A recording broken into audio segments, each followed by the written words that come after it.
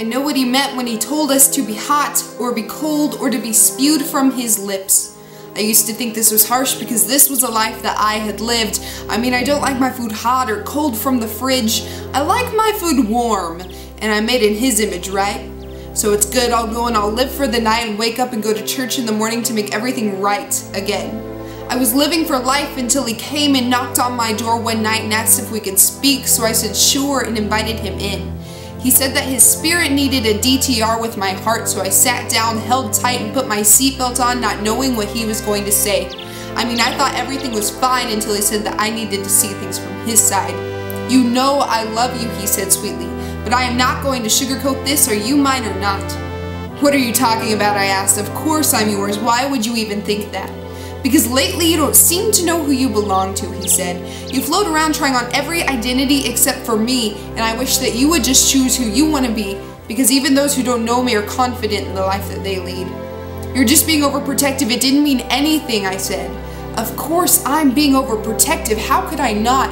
You mean too much to me to share with some trashy other loves. The letter I wrote you said check yes or no, not yes or only on the weekends. Don't you know who you are? You are loved by a king, and if that doesn't mean anything to you, then I wish you wouldn't pretend. So be mine or not, I will love you the same, but don't mess with my heart.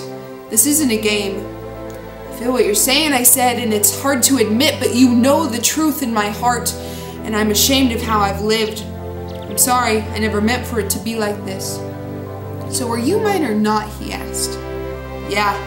I guess. No, you can't guess. You've got to be sure, because I won't make you stay. No matter how far you think you can get away, my love will remain. And the moment that you decide to turn around and accept what I've already paid, I'll be there just the same. It's your heart that's been changed. And I'm tired of competing for the #1 spot in the priorities of your life. So are you mine or not?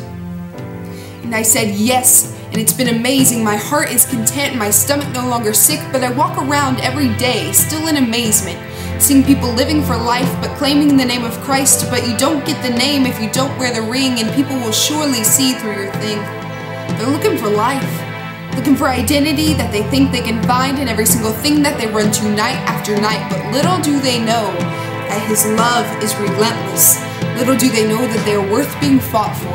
Little do they know that every identity that they try on will never fit quite right, will always button too tight, that the zipper will always snag their rights, and that it can't be hemmed. That their only designer label reads him.